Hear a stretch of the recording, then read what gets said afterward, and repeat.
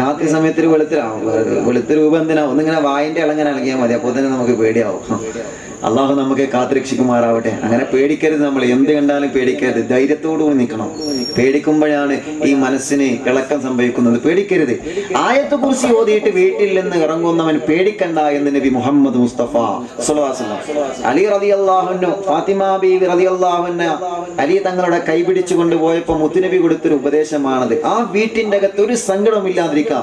വീട്ടിൽ നിന്ന് പുറത്തിറങ്ങുമ്പോൾ നിങ്ങളൊരു പിശാചിനെ പേടിക്കണ്ട, ഒരാളെയും നിങ്ങൾ പേടിക്കണ്ട. ആയത്ത് കുർസി ഓതിയിട്ടാണോ നിങ്ങൾ പുറത്തിറങ്ങുന്നത്? ഷാഫി ഇമാം റളിയല്ലാഹു അൻഹു 40ഓളം ആയത്ത് കുർസിക്ക് 40ഓളം മഹത്വങ്ങൾ പറയുന്നത് കാണാൻ കഴിയും. അതിൽ നിന്നൊരു മഹത്താണ്, നിങ്ങൾ വാഹനത്തിൽ കയറുമ്പോൾ വുദൂകാരായിട്ട് വാഹനത്തിൽ കയറി ആയത്ത് കുർസി ഓതിയിട്ടാണോ നിങ്ങൾ വാഹനം സ്റ്റാർട്ട് ചെയ്യുന്നത്? നിങ്ങൾ ധൈര്യമായിട്ടിരുന്നോളെ. എവിടേക്ക് യാത്ര ചെയ്യാണ് ആയത്ത് കുർസി നിങ്ങൾ ഓതിയിട്ടുണ്ടെങ്കിൽ അത് നിങ്ങൾക്ക് വല്ലാത്ത കാവലാണെന്ന് നബി മുഹമ്മദ് മുസ്തഫ. അള്ളാഹു അത് പതിവാക്കാനുള്ള സൗഭാഗ്യം അള്ളാഹു നമുക്ക് തരട്ടെ. നിങ്ങൾ ആരെയും ആമീൻ പറയില്ലേ? അള്ളാഹു നമുക്ക് നല്ല തൗഫീക്ക് തരട്ടെ. വീട്ടിലേക്ക് കയറി ചെല്ലുമ്പോൾ നമ്മൾ ആയത്ത് കുർസി ഓതിയിട്ട് പോകണം. വീട്ടിൽ നിന്ന് പുറത്തിറങ്ങും ആയത്ത് കുർസി ഓതിയിട്ട് പുറത്തിറങ്ങണം. വീടിന്റെ രാത്രിയൊക്കെ നമ്മള് കഥ കിടക്കും. നല്ല ചൂടായോണ്ട് വാതിലടക്കല്ലേ ഉറങ്ങുമ്പോഴൊക്കെ അല്ലേ? നല്ല ചൂടല്ലേ? അള്ളാഹു നമുക്കൊക്കെ ഹൈറായ കാലാവസ്ഥ നിന്ന് നമ്മ അനുഗ്രഹിക്കട്ടെ. വെള്ളത്തിന് ക്ഷാമുണ്ടോ അവിടെ? ഉണ്ടല്ലേ? ഒരു സ്വലാത്തില്ലേ? സല്ലല്ലാഹു അലാ മുഹമ്മദ്. നല്ല വെള്ളമാണെങ്കിൽ ഉറക്കെ ചൊല്ലിക്കോളി. സല്ലല്ലാഹു അലൈഹി വസല്ലം. അല്ലാഹുവേ, സ്വലാത്ത് കൊണ്ട് പരിഹാരമില്ലാത്ത ഒന്നുമില്ല എന്ന് ഞങ്ങൾക്ക് 100% ഉറപ്പാണ്. നീ ചൊല്ലിയ സ്വലാത്തല്ലേ നിന്റെ ഹബീബ് ഇഷ്ടപ്പെട്ട സ്വലാത്തല്ലേ? ഈ ആലിമീങ്ങളും സ്വാലിഹീങ്ങളും ഉമ്മമാരും ചെറുപ്പക്കാരും മക്കളൊക്കെ ആമീൻ പറയുമ്പോ നീ കബൂൽ തരുമെന്ന പ്രതീക്ഷയാണ്. ഇത് ശഅബാനാണ്, ശഅബാന് ശുക്രി, ഇത് എന്റെ മാസമാണെന്ന് പറഞ്ഞിട്ട് നെഞ്ചോട് ചേർത്ത് പിടിച്ച് മുത്തു റസൂൽ നബി മുഹമ്മദ് മുസ്തഫ സല്ലല്ലാഹു അലൈഹി വസല്ലമ തങ്ങൾ ചേർത്ത് പിടിച്ച മാസമാണ്. ആ മാസത്തിൽ ഞങ്ങൾ ചൊല്ലിയ സ്വലാത്ത് കൊണ്ട് അല്ലാഹ് ഞങ്ങൾക്ക് ശുദ്ധമായ വെള്ളം തരണേ നാഥാ. ഈ രാജ്യത്തിന്റെ ഏതെല്ലാം ഭാഗങ്ങളിൽ കുടിവെള്ളമില്ലാതെ ആരെല്ലാം പ്രയാസപ്പെടുന്നുണ്ടോ, മുത്തു തങ്ങളെ കൊണ്ട് അവർക്കെല്ലാം നീ വെള്ളം കൊടുക്കണേ അല്ലാഹ്. മടവൂർ പാപാന ബർക്കത്ത് കൊണ്ട് അവർക്കെല്ലാം ശുദ്ധജലം നീ കൊടുക്കണേ അല്ലാഹ്. അള്ളാഹു നമുക്ക് ആ വലിയ അനുഗ്രഹം തരട്ടെ. എപ്പോഴും നമ്മൾ ദ്വാരിക്കണം. നിങ്ങൾ കണ്ടില്ലേ വാട്സപ്പിലൊക്കെ വെള്ളത്തിന് വേണ്ടി അടികൂടുന്ന രംഗങ്ങളൊക്കെ നമ്മുടെ കേരളത്തില്. അള്ളാഹു നമുക്ക് കാത്തുരക്ഷിക്കുമാറാവട്ടെ. എപ്പോഴും ദ്വാ ചെയ്യണം, എപ്പോഴും. അപ്പോ ഞാൻ പറഞ്ഞു വരുന്നത്, വീട്ടിന് രാത്രി കഥ കിടക്കുന്ന സമയത്ത് ബിസ്മി ചൊല്ലിയിട്ട് കഥ കിടക്കണം. ബിസ്മി ചൊല്ലിയിട്ട് കഥ കിടച്ചു കഴിഞ്ഞാൽ ഇബ്ലീസിന് ആ കഥ തുറക്കാൻ പറ്റൂല എന്നാ. ഇബ്ലീസ് ലഅനത്തുല്ലാഹി അലൈഹി ഹബീബായി സ്വല്ലല്ലാഹു അലൈഹി വസല്ലം തങ്ങള് സ്വഹാബത്തിന് ഇങ്ങനെ ക്ലാസ് എടുക്കുമ്പോൾ ഇബ്ലീസ് ലഅനത്തുല്ലാഹി അലൈഹി വന്നിട്ട് മദീനയുടെ പള്ളിയുടെ പുറത്തിരുന്നിട്ട് ഒരു സലാം പറഞ്ഞ്, അസ്സലാമു അലൈക്കും, ഒരു ഒയന്ന സലാം. അപ്പൊ നബി തങ്ങൾ സലാം അടക്കിയില്ല. അബൂ ഹുറൈറ റളിയല്ലാഹു അൻഹു റിപ്പോർട്ട് ചെയ്യുന്ന ഹദീസാണ്. ഞാൻ വിഷയത്തിലേക്ക് തന്നെ വരാം. അപ്പോ വീണ്ടും പറഞ്ഞു. എങ്ങനെ പറഞ്ഞേ? അസ്സലാമു അലൈക്കും. ഒരു ഒയന്ന സലാം ഉണ്ടല്ലോ, നമ്മൾ സലാം പറയുമ്പോൾ എങ്ങനെ പറയാം? അസ്സലാമു അലൈക്കും എന്നൊരാൾ പറഞ്ഞാൽ 10 പ്രതിഫലമാണെന്ന് നബി മുഹമ്മദ് മുസ്തഫ. ആ വേക്കുന്നൊന്നും കേൾക്കണില്ല. നബി മുഹമ്മദ് മുസ്തഫ. ഒരാള് അസ്സലാമു അലൈക്കും വറഹ്മത്തുള്ളാഹി എന്ന് പറഞ്ഞു, അദ്ദേഹത്തിന് 20 പ്രതിഫലമുണ്ടെന്ന് നബി മുഹമ്മദ് മുസ്തഫ സ്വല്ലല്ലാഹു അലൈഹി വസല്ലം. ഒരാൾ അസ്സലാമു അലൈക്കും വറഹ്മത്തുള്ളാഹി വബറകാതുഹു എന്ന് പറഞ്ഞു, അദ്ദേഹത്തിന് 30 പ്രതിഫലമുണ്ടെന്ന് നബിയുനാ മുഹമ്മദ് മുസ്തഫ. നമുക്ക് എത്ര വേണ്ടി? നിങ്ങൾ പറയും. 10, 20, 30 വേണ്ടി? 30. അപ്പൊ നമ്മൾ എങ്ങനെ പറയണം? അസ്സലാമു അലൈക്കും വറഹ്മത്തുള്ളാഹി വബറകാതുഹു. അല്ലാഹു അത് പതിവാക്കാനുള്ള തൗഫീഖ് അല്ലാഹു തരട്ടെ. ഗസാലി ഇമാം റളിയല്ലാഹു അൻഹു പറയുന്നു, ആ 30നെ നിങ്ങൾക്ക് 100 ആക്കാൻ പറ്റും. അതെങ്ങനെ? 30നെ 100 ആക്കണം. എന്താ മാർഗം? 3നെ മായ്ച്ചിട്ട് അവിടെ ഒരു 0 ഇട്ടിട്ട് പുറത്തൊരു 1 ഇട്ടിരുന്നാൽ മതി. അങ്ങനെയല്ല, 30നെ നമുക്ക് 100 ആക്കാൻ പറ്റും. എങ്ങനെ? അസ്സലാമു അലൈക്കും വറഹ്മത്തുള്ളാഹി വബറകാതുഹു എന്ന് പറഞ്ഞിട്ട് കൈ പിടിച്ച് മുസാഫത്ത് ചെയ്യണം. അള്ളാഹു അതിനെ നമുക്ക് തൗഫീക്ക് തരട്ടെ. അപ്പൊ നമ്മൾ ഇനി വീട്ടിലേക്ക് കയറി ചെല്ലുമ്പോൾ ഭാര്യയോട് അസ്സലാമു അലൈക്കും വറഹ്മത്തുള്ളാഹി വബറകാതുഹു കൈ കൊടുക്കുക. വഅലൈക്കും അസ്സലാം വറഹ്മത്തുള്ളാഹി വബറകാതുഹു. എന്തൊരു സന്തോഷമാണ്, രണ്ടുപേർക്കും 100 പ്രതിഫലമാണെന്ന് ഗസാലി ഇമാം റളിയല്ലാഹു അൻഹു പറയാം. ഇനി സലാം പറയുമ്പോൾ അങ്ങനെ പറയണം. റബ്ബ് അതിനെ നമുക്ക് തൗഫീക്ക് തരട്ടെ. നോക്കാം അള്ളാഹു ആർക്കൊക്കെ തൗഫീക്ക് തന്നു നോക്കാം. എല്ലാവരും അങ്ങോട്ടും ഇങ്ങോട്ടും ഒന്ന് സലാം കൊടുത്താണ്. എല്ലാ ആളുകളും കൈ കൊടുത്താണ്ട് പൂർണ്ണമായിട്ട് പറയണം. എല്ലാവരും ഇൻഷാ അല്ലാഹ്. ഈ ഉപ്പക്കാരൻ കൊടുത്തില്ല, ഉപ്പൊക്കെ മുന്നിൽ നിന്ന് കൊടുക്കി കൊടുക്കണം. എല്ലാവരും കൊടുക്കണോ? കൊടുക്കി. ഇപ്പൊ നിങ്ങൾക്ക് എത്ര പ്രതിഫലം കിട്ടി? 30. അപ്പൊ കൈ കൊടുക്കാത്ത ഏതോ കള്ളന്മാരുണ്ടല്ലോ. എത്ര പ്രതിഫലം കിട്ടി? 100. അള്ളാഹുവിന് ജീവിതത്തിൽ പതിവാക്കാനുള്ള സൗഭാഗ്യം അള്ളാഹു നമുക്ക് തെരുമാറാവട്ടെ. നമ്മൾ അങ്ങനെ സലാം പറയണം. ചില ആളുകളൊക്കെ ഉണ്ട് വാട്സപ്പിൽ സലാം കേൾക്കുമ്പോ BS ഇട്ടുകാണ്ട് അങ്ങനെ ഒന്നും സലാം പറയരുത്. അങ്ങനെ സാരെയും സലാം അയച്ചാൽ തിരിച്ചങ്ങോട്ട് കൊടുക്കുക BS. അങ്ങനെയല്ല സലാം ആക്കേണ്ട. അസ്സലാമു അലൈക്കും വറഹ്മത്തുള്ളാഹി വബറകാതുഹു എന്ന് പറഞ്ഞിട്ട് പരിപൂർണമായിട്ട് സലാം പറയണം. സലാം എന്നുള്ളത് മിൻ ഇസ്മി, അത് എന്റെ പേരാണെന്ന് അള്ളാഹു പറയാം. സ്വർഗത്തിന് 99 പേരുണ്ട്. 99ാമത്തെ പേരാണ് സലാം. വല്ലാഹു യദ്ഉ ഇലാ ദാരിസ്സലാം. സലാമിന്റെ വീട്ടിലേക്ക് അല്ലാഹു നിങ്ങളെ വിളിക്കുകയാണ്.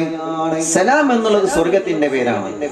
അപ്പോ നമ്മൾ എന്ത് ചെയ്യണം? അസ്സലാമു അലൈക്കും വറഹ്മത്തുള്ളാഹി തആല വബറകാതുഹു എന്ന് പറഞ്ഞിട്ട് കൈ പിടിച്ച് മുസാഫത്ത് ചെയ്യണം.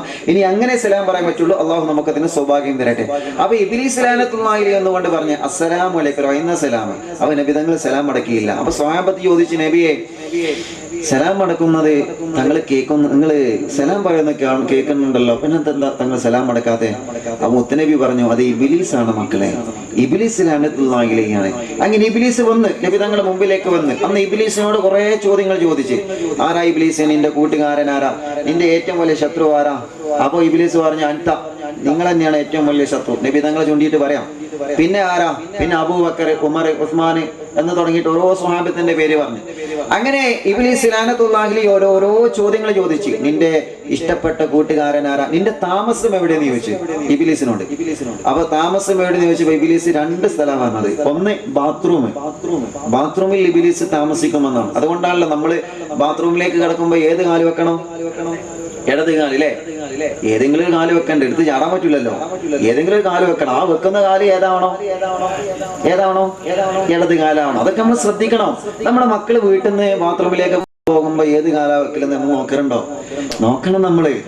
നോക്കണം. കാരണം ഇബ്ലീസിന്റെ ഷർറുണ്ടാകും അവിടെ. തല മറച്ചിട്ട് ദിക്ർ ചൊല്ലിയിട്ട് കയറണം. അപ്പൊ ഇബ്ലീസ് പറഞ്ഞ ഒരു മറുപടി, ഞാൻ താമസിക്കുന്നത് ഒന്ന് ബാത്റൂമിലാണ്, രണ്ടാമത്തത് നഖത്തിന്റെ അടിയിലാണ്. നഖം വെട്ടാതെ ആരെങ്കിലും നഖം വളർത്തുന്നുണ്ടോ? നല്ലോണം ശ്രദ്ധിച്ചോളി. ആ നഖത്തിന്റെ ചോട്ടിൽ ആരുണ്ട്? വലിയവരുണ്ട്. അള്ളാഹ് കാത്ത് രക്ഷിക്കട്ടെ. അപ്പൊ നമ്മുടെ മക്കളെ കൈയൊക്കെ നമ്മൾ നല്ലോണം ശ്രദ്ധിക്കണം. അപ്പൊ ഞാൻ വിഷയം സാന്ദർഭികമായിട്ട് ഓർമ്മപ്പെടുത്താണ്. പിന്നെയും ഇബ്ലീസ് ലഅനത്തുല്ലാഹി അലൈഹിയോട് ചോദിച്ചു, നിന്റെ ഇഷ്ട കൂട്ടുകാരൻ ആരാ? അപ്പൊ പറഞ്ഞു ഓരോന്നിങ്ങനെ പറഞ്ഞിട്ട് അവസാനം നബി സല്ലല്ലാഹു അലൈഹി വസല്ലം തങ്ങൾ ചോദിച്ചൊരു ചോദ്യമുണ്ട്. ഇബ്ലീസേ, നിനക്ക് ഏറ്റവും കൂടുതൽ പേടിയുള്ള ഒരു സംഭവം പറ. ഇബ്ലീസ് ലഅനത്തുല്ലാഹി അലൈഹി പറയുകയാണ്, ബിസ്മി ചൊല്ലിക്കൊണ്ട് ആരെങ്കിലും തുടങ്ങുമ്പോ എനിക്ക് പേടിയാണ് നബിയേ, എനിക്ക് പേടിയാണ് നബിയേ, എനിക്ക് പേടിയാണ് നബിയേ. ബിസ്മി ചൊല്ലിയിട്ട് ആരെന്ത് തുടങ്ങിയാല് പേടിയാണ്.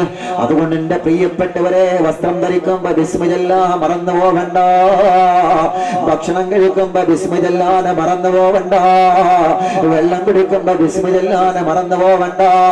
വാഹനത്തിൽ കയറുമ്പോ ബിസ്മി ചൊല്ലാൻ മറന്നു പോവണ്ട. വാഹനം സ്റ്റാർട്ട് ചെയ്യുമ്പോ ബിസ്മി ചൊല്ലാൻ മറന്നു പോവണ്ട. ഏത് പ്രവർത്തനങ്ങൾ നമ്മൾ ചെയ്യുമ്പോഴും ബിസ്മി ചൊല്ലാൻ മറന്നു പോവണ്ട പെങ്ങളെ.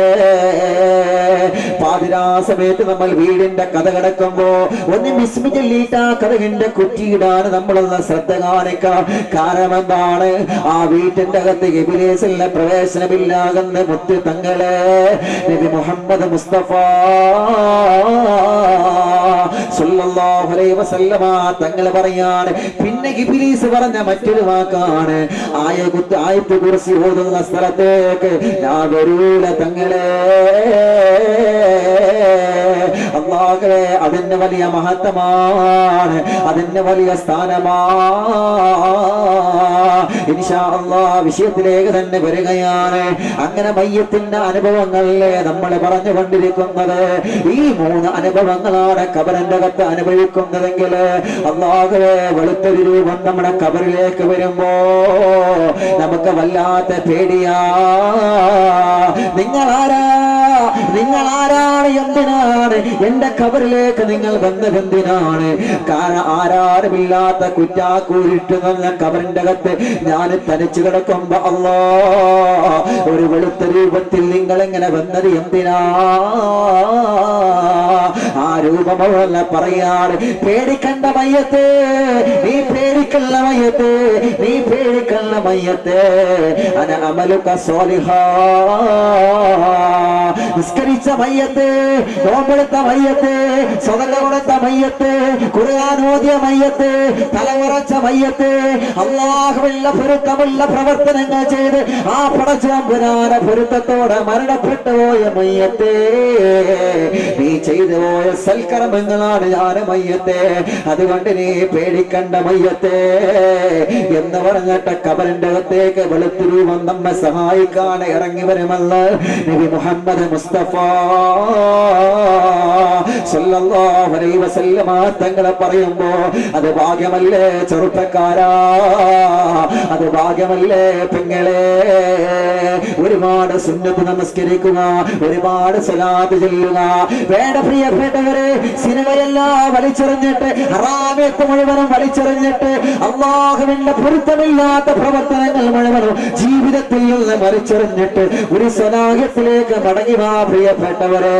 വേണ്ട ചെറുപ്പക്കാരാ, സിനിമ വേണ്ട ചെറുപ്പക്കാരാ, കല്ല് വേണ്ട ചെറുപ്പക്കാരാ, ഹറാമ് വേണ്ട പ്രിയപ്പെട്ട മക്കളെ. അല്ലാഹുവിന്റെ പൊരുത്തത്തിലേക്ക് നമ്മുടെ യുവത്വത്തെ വന്ന് കൊടുത്തൂടെ പ്രിയപ്പെട്ടവരെ? എപ്പോഴാണ് റബ്ബിന്റെ വിളിക്കുത്തരം നൽകേണ്ടതെന്ന് പറയാൻ പറ്റുമോ ചെറുപ്പക്കാരാ? അടുത്ത റമദാൻ വരുമ്പോ നമ്മളിലുള്ള ആരൊക്കെയുണ്ടാകുന്ന പറയാൻ പറ്റുമോ കൂട്ടുകാരാ? ഇന്നലെ വരെ തോളത്ത് കൈയിട്ട് നടന്ന എത്രയോ കൂട്ടുകാരെ ഖബറിന്റെ അകത്ത് കിടക്കുന്നില്ലേ? ഇന്നലെ വരെ സ്നേഹിതന്മാരെ പോലെ നടന്ന കൂട്ടുകാരികൾ പെങ്ങളെ എത്രയോ ആളുകൾ ഖബറിന്റെ അകത്ത് കിടക്കുന്നില്ലേ? ഇന്നലെ വരെ നിങ്ങളെ കൂടെ മണിയറക്കകത്ത് കിടപ്പുറ പങ്കിട്ട നിങ്ങളെ പ്രിയപ്പെട്ട ധമരാകുന്ന നിങ്ങളെ പ്രിയപ്പെട്ട ഭർത്താവ് എത്രയോ ഭർത്താക്കന്മാരെന്ന ഖബറിന്റെ അകത്ത് കിടക്കുന്നില്ലേ? നമ്മുടെ എത്രയോ ഭാര്യമാരെ ഖബറിന്റെ അകത്ത് കിടക്കുന്നില്ലേ? അല്ലാഹുവേ, എന്റെ പ്രിയപ്പെട്ടവമ്മ, എന്റെ എല്ലാമായ പ്രിയപ്പെട്ടവമ്മ ചെന്ന ഖബറിന്റെ അകത്താണ്. എപ്പോഴാണ് വരികയെന്ന് പറയാൻ പറ്റൂല ഉമ്മത്തെ.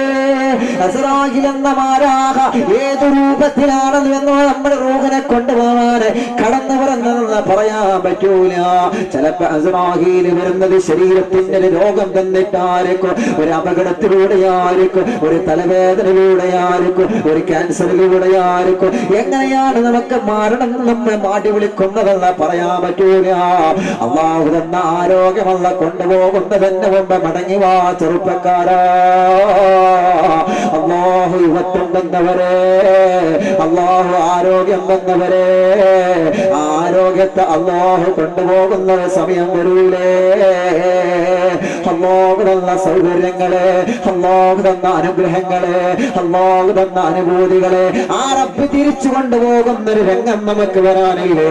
അതിന്റെ മുമ്പേ ഒരുങ്ങുക നമ്മള്, അതിന്റെ മുമ്പേ മടങ്ങുക നമ്മള്. ആരോട് വെറുപ്പില്ലാതെ, ആരോട് വൈരാഗ്യമില്ലാതെ, ആരോട് പിണങ്ങിക്കഴിയാതെ അല്ലാഹ് ആ റബ്ബിന്റെ പൊരുത്തത്തിൽ വേണ്ടി പ്രവർത്തിക്കണം നമ്മള്. റബ്ബ് നമുക്ക് തൗഫീഖ് തരുമാറാവട്ടെ.